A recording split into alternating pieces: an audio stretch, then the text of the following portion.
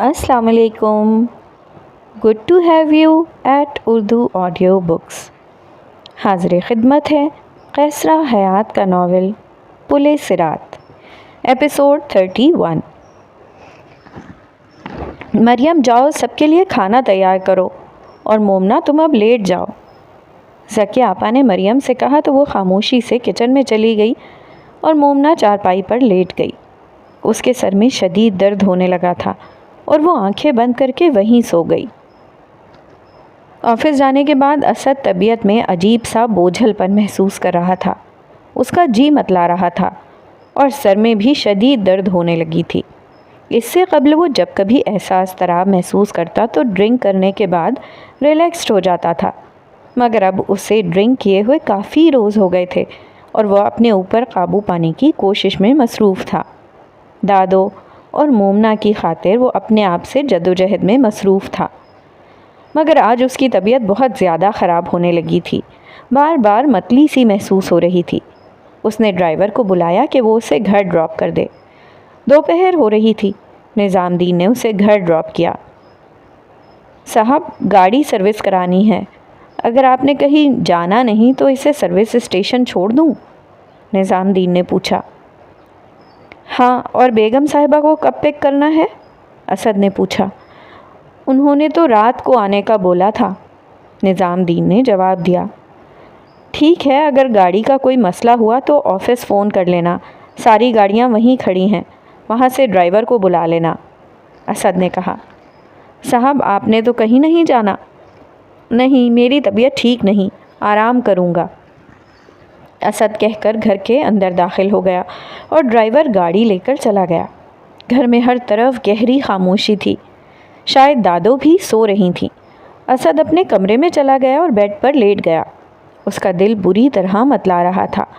वो उठकर वॉशरूम में गया और क़ै करने की कोशिश की, मगर ना तो उसे क़ै आ रही थी और ना ही दिल का मतलाना बेहतर हो रहा था। वो मुंह धोकर वॉशरूम से बाहर आया और निढाल होकर बेड पर लेट गया। उसका दिल शिद्दत से चाह रहा था कि वो चंद घूंट विस्की के पी ले ताकि उसकी तबीयत संभल जाए, मगर कभी दादो की बातें याद आ जाती तो कभी मोमना की नम आँखें और कभी माहा का विस्की में डुबोई उंगलियों को चूसना। वो अजीब शशोपंज में मुब्तला था और उसके अंदर शदीद कशमकश जारी थी। उसके सामने उसके अजीज़, उसके चाहने वाले थे जिनकी खातिर वो ड्रिंक नहीं करना चाहता था और उनको फिर से हर्ट नहीं करना चाहता था।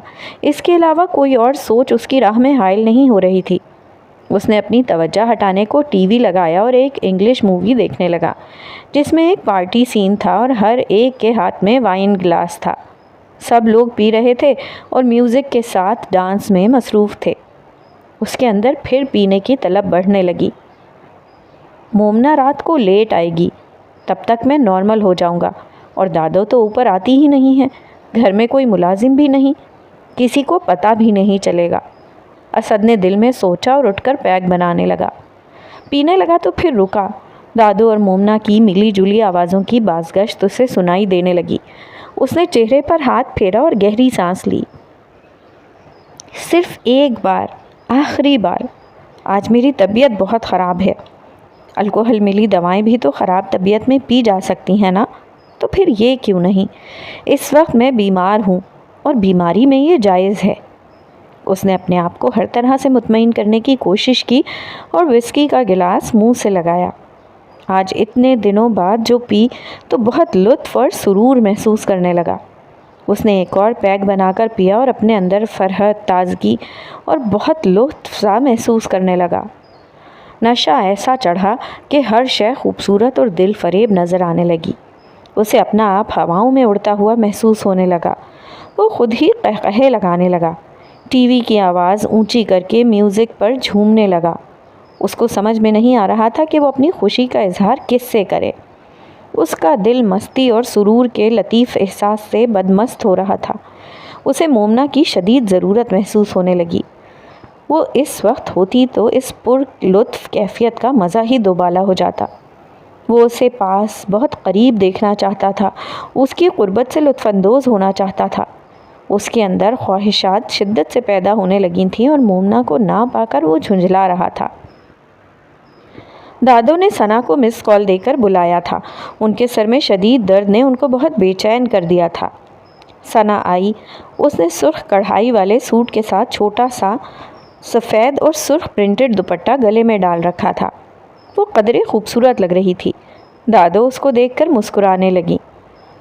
ثنا بیٹی، ہمارے سر میں تیل سے ہلکی ہلکی مالش کر دیں، درد سے بہت تکلیف ہو رہی ہے، دادو نے نرم لہجے میں کہا۔ جی بڑی بیگم صاحبہ، میں ابھی لگا دیتی ہوں۔ اور ثنا ان کے سر میں تیل لگانے لگی۔ ان کو سکون سا محسوس ہونے لگا۔ ثروت اور خیرن بوا ہاسپٹل سے آئیں کہ نہیں؟ دادو نے پوچھا۔ نہیں، وہ رات کو آئیں گی، اس نے جواب دیا۔ اور آپ کے بھائی کی طبیعت اب کیسی ہے؟ دادو نے پھر پوچھا۔ ٹھیک ہے، کل چھٹی مل جائے گی، اس نے جواب دیا اور اپنی مخروطی انگلیوں سے آہستہ آہستہ ان کے سر کی مالش کرتی رہی۔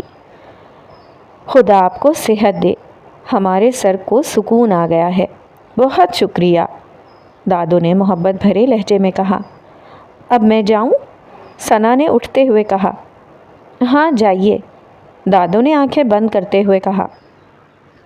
سنیے، یہ بہو بیگم اپنا بیگ ادھر بھول گئی ہیں، اسے ان کے کمرے میں رکھ دیں، ہم سونے لگے ہیں، کہیں ادھر ادھر نہ ہو جائے۔ دادو نے مومنا کا بیگ اسے پکڑاتے ہوئے کہا۔ جی بہت بہتر، ثنا نے جواب دیا اور بیگ لے کر مومنا کے بیڈ روم میں داخل ہوئی۔ کمرے میں نیم تاریکی تھی، کھڑکیوں کے آگے دبیز پردے لٹک رہے تھے، ٹی وی آن تھا اور اس پر میوزک چل رہا تھا۔ کمرے میں ہلکی ہلکی کلون اور جیسمین کی خوشبو پھیلی تھی، اے سی کی وجہ سے قدرے ٹھنڈک ہو رہی تھی۔ ثنا نے مومنا کی وارڈروب میں بیگ رکھا اور ٹی وی آف کرنے لگی، جو اس کے خیال میں یوں ہی چل رہا تھا۔ اسد اس کی طرف محبت پاش نظروں سے دیکھ رہا تھا۔ ٹی وی آف نہ کرو، اسد نے بیڈ پر لیٹے ہوئے آواز دی تو وہ ایک دم چونک گئی اور گھبرا کر اسد کی جانب دیکھا۔ آپ؟ وہ چونک کر بولی۔ ہاں۔ اسد اٹھ کر اس کے قریب آیا۔ وہ میں بیگ، ثنا گھبرا کر بتانے لگی۔ میں نے کچھ پوچھا تو نہیں؟ ادھر آؤ یہاں، اسد نے صوفے پر بیٹھتے ہوئے کہا۔ ثنا گھبرا کر اس کے قریب بیٹھ گئی۔ تم کب سے یہاں ہو اور مجھے پتہ ہی نہیں کہ تم اس قدر خوبصورت ہو، اتنی دلکش، اتنی کیوٹ؟ کبھی تم نے اپنے آپ کو آئینے میں دیکھا ہے؟ چاند بھی تمہیں دیکھ کر شرما جائے۔ اسد محبت بھرے لہجے میں سرگوشی کرنے لگا۔ ثنا اپنی تعریف سن کر زیر لب مسکرائی اور شرما کر اس کی جانب دیکھنے لگی۔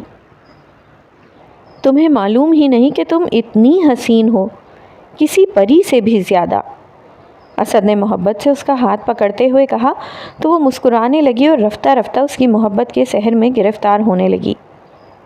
آئی لو یو، میں تم سے محبت کرنے لگا ہوں، بہت محبت، اس نے اسے اپنے قریب کرتے ہوئے کہا۔ محبت؟ اس نے چونک کر پوچھا۔ ہاں، تم مجھے بہت اچھی لگتی ہو، بہت پیاری، اسد اس کے قریب آ کر بولا۔ وہ قدرے شرما گئی اور زیر لب مسکرانے لگی۔ اسد نے اپنے مضبوط ہاتھ اس کے کندھوں پر رکھے تو وہ گھبرا گئی۔ وہ مومنا باجی، اس نے گھبرا کر دروازے کی جانب دیکھتے ہوئے کہا۔ وہ رات کو دیر سے آئے گی، اسد نے مسکرا کر جواب دیا اور اسے اپنے بازوؤں کے حصار میں لیا۔ اسد جیسے خوبصورت مرد کی قربت سے اس کا دل دھڑکنے لگا۔ وہ اسد کو ہمیشہ حسرت کی نگاہوں سے دیکھتی تھی، جیسے خوبصورت چاند کو چھونے کی تمنا تو ہر کوئی کرتا ہے، مگر وہ چاند کبھی اس کے آنگن میں اتر آئے گا، یہ خیال ہی اسے بوکھلا دیتا ہے۔ اسد اس سے یوں محبت کرے گا، اس کا دل خوشی سے سرشار ہونے لگا۔ اسد شراب کے نشے میں بدمست ہو رہا تھا، اس کے اندر جذبات مزید مشتعل ہونے لگے۔ اسد بالکل بھول چکا تھا کہ وہ کون تھی۔ اس کے سامنے ایک خوبصورت لڑکی تھی جس سے وہ اپنے جذبات کی تسکین اور اپنی ہوس پوری کرنا چاہتا تھا۔ اس نے اسے اپنے بازوؤں میں بھرا اور وہ اس کے سحر میں بری طرح گرفتار ہونے لگی اور وہ اپنی ہوس پوری کرتا رہا۔ شام ہو رہی تھی جب مومنا کو ڈرائیور گیٹ پر ڈراپ کر کے چلا گیا۔ ماہا سو رہی تھی۔ مومنا نے اسے دادو کے پاس لٹایا۔ دادو بھی سو رہی تھی اور وہ خود آہستہ آہستہ سیڑھیاں چڑھتی ہوئی اوپر بیڈ روم میں گئی۔ اس نے نقاب چہرے سے سرکایا، کمرے کا دروازہ کھولا تو میوزک، ہنسی اور دبے دبے قہقہوں کی سرگوشیاں سن کر چونکی۔ اس نے آگے بڑھ کر لائٹ آن کی۔ اسد اور ثنا کو بیڈ پر دیکھ کر اس کے ہوش اڑ گئے۔ ہر شرابی زانی ہوتا ہے، اسد ایسا نہیں، آج نہیں تو کل وہ بھی یہی کرے گا۔ ذکیہ بیگم کے الفاظ اس کے کانوں میں گونج رہے تھے۔ اسد! وہ بلند آواز میں چلائی اور پھٹی پھٹی نگاہوں سے دیکھتی رہ گئی۔ اس کا بی پی ہائی ہونے لگا اور اسے شدید چکر آنے لگے۔ وہ سیڑھیوں کی ریلنگ کا سہارا لے کر وہیں بیٹھ گئی۔ اس کی ناک سے خون بہنے لگا اور اس نے آنکھیں بند کر لیں۔ ثنا بوکھلا کر جلدی سے وہاں سے بھاگی اور اسد نے مومنہ کو اٹھا کر بیڈ پر ڈالا اور ہاسپٹل میں فون کر کے ایمبولینس منگوائی۔ وہ پہلے تو نشے میں دھت تھا، مگر مومنہ کی حالت دیکھ کر ایسا شوق لگا تھا کہ سارا نشہ ہرن ہو گیا۔ دادو گہری نیند سو رہی تھیں۔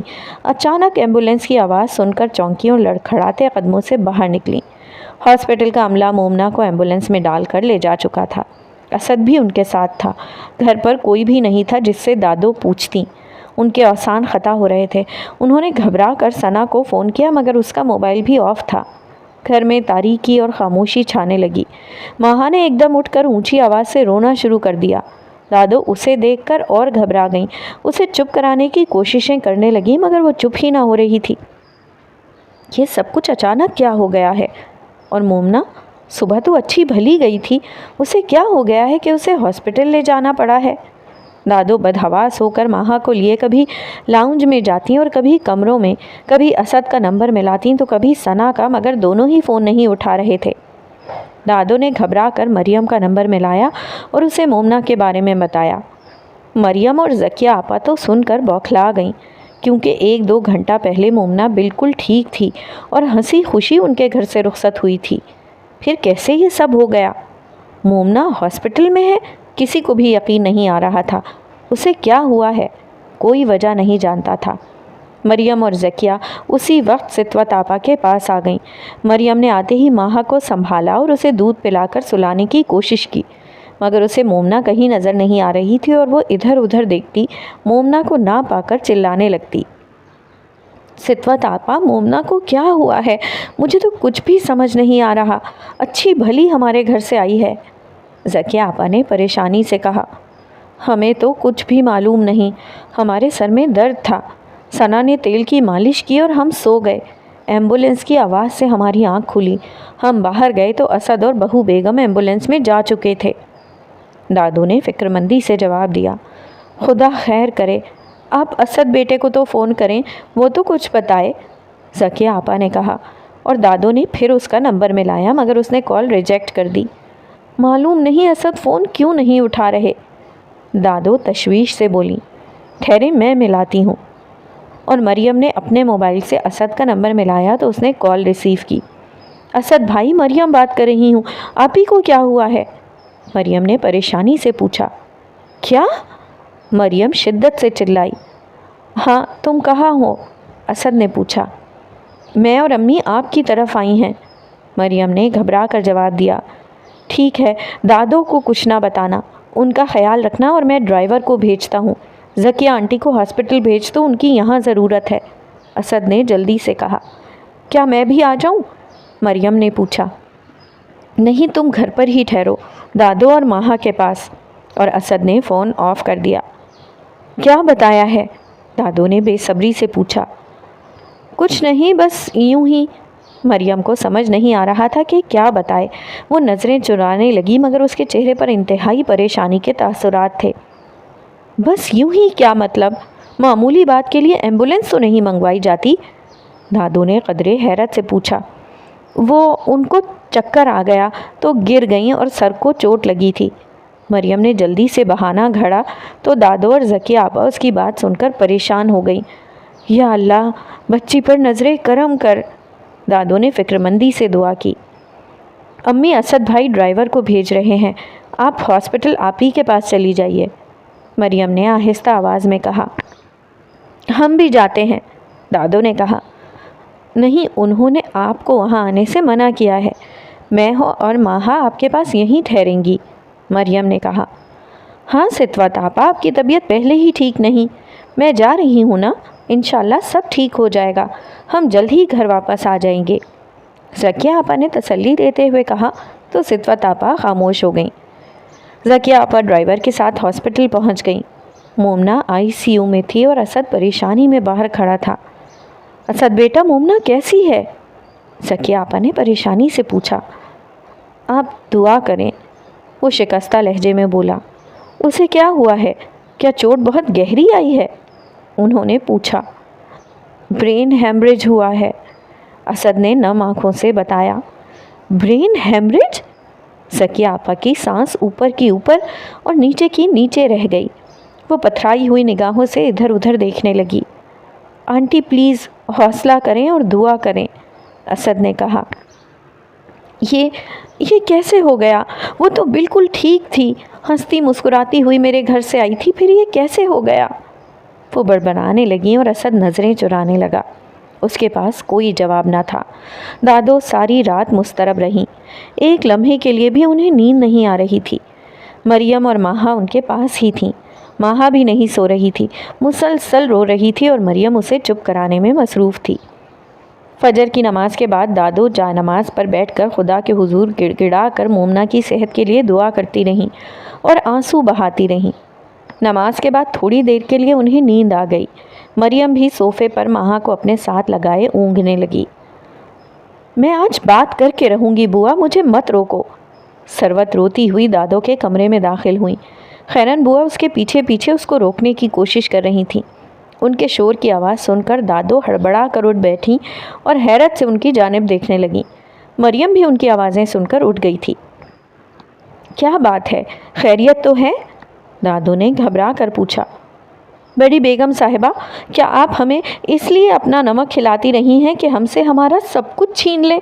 آپ لوگ اتنے ظالم بھی ہو سکتے ہیں، مجھے پتہ نہیں تھا۔ ثروت اونچی آواز میں روتے ہوئے بولی۔ ثروت آپ کیا کہہ رہی ہیں؟ ہمیں کچھ بھی سمجھ نہیں آ رہا، دادو نے گھبرا کر کہا۔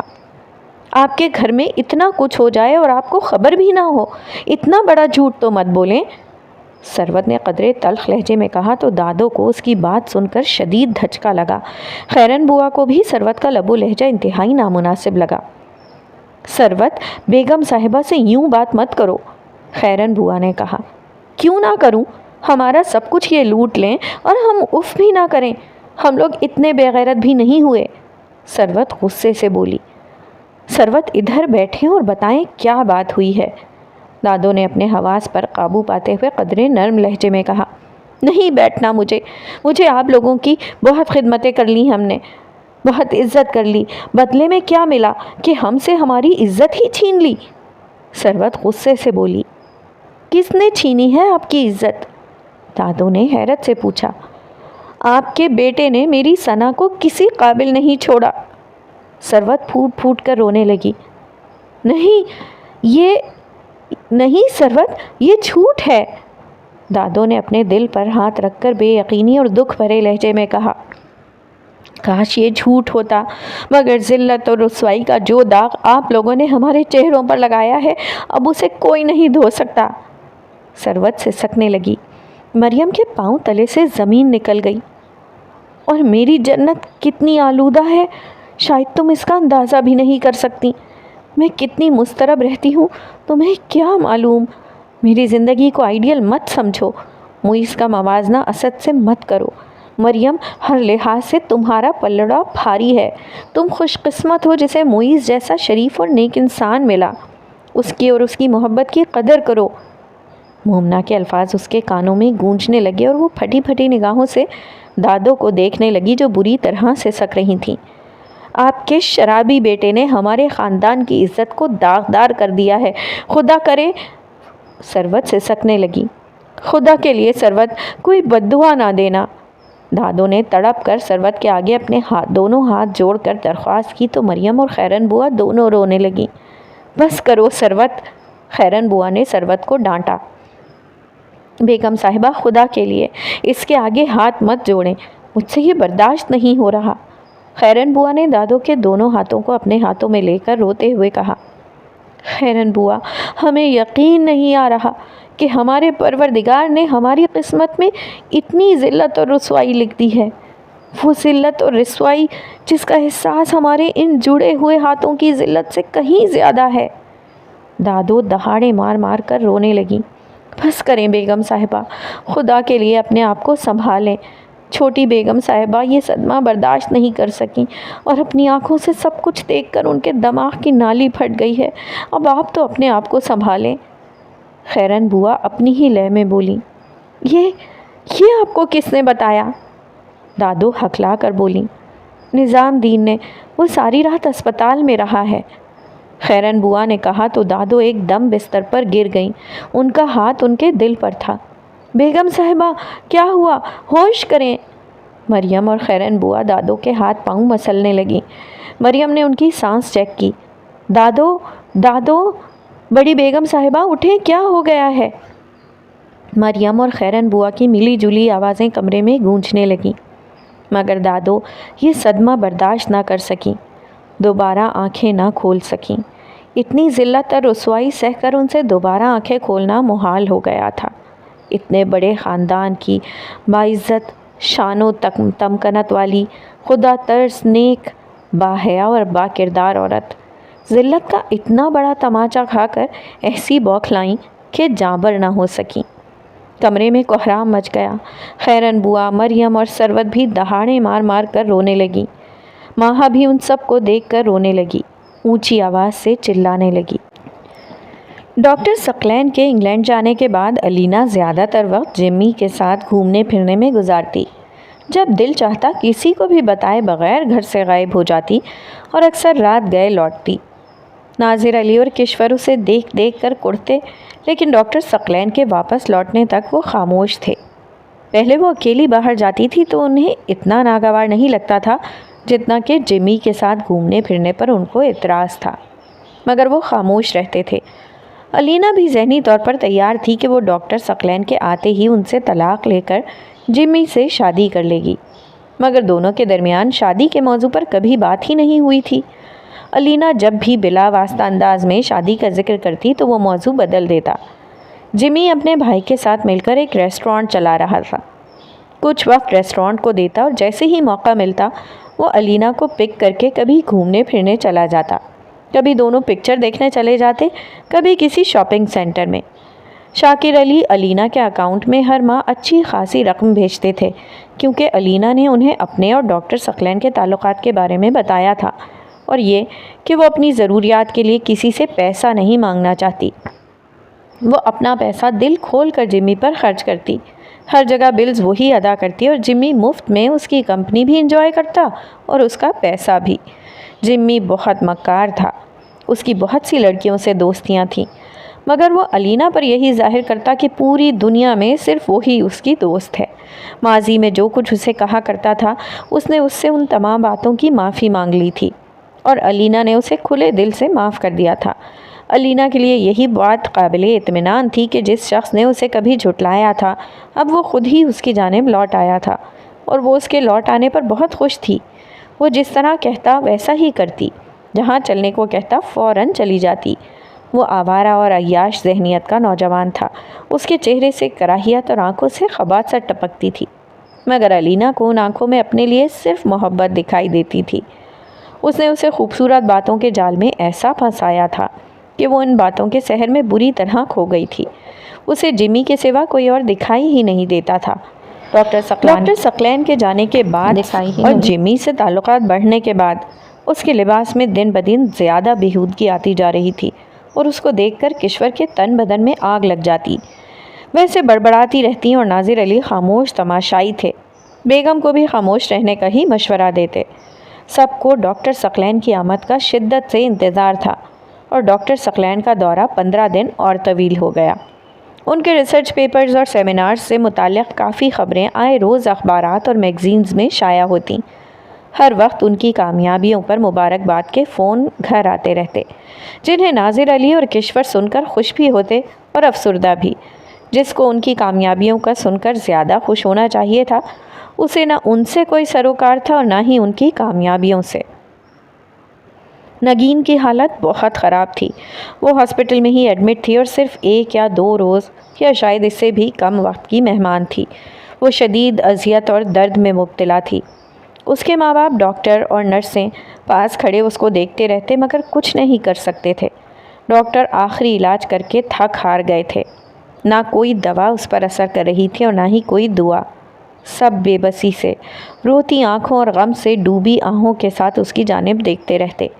अलीना हर रोज़ फ़ोन करके उसके बारे में पूछती, कभी दूसरे तीसरे रोज़ हॉस्पिटल का चक्कर भी लगाती, मगर जब भी नगीन को देखकर जाती बेहद दुखी हो जाती। नगीन बिल्कुल हड्डियों का ढांचा हो गई थी। दिन ब दिन सुकड़ कर वो अपने असली वजूद से 3 गुना कम हो गई थी। काली स्याह रंगत और इंतहाई नहीफ व नज़ार जिस्म के साथ वो बहुत डरावनी लगती। बहुत ज़्यादा इंजेक्शन्स और ड्रिप्स लगा लगा कर उसके बाजू और हाथ छलनी हो गए थे। वो बेजान और मुर्दा वजूद थी जो सिर्फ सांसों की डोर के साथ ज़िंदा था, और सांस मुनक़ता होते ही वो वजूद हमेशा के लिए मिट जाता।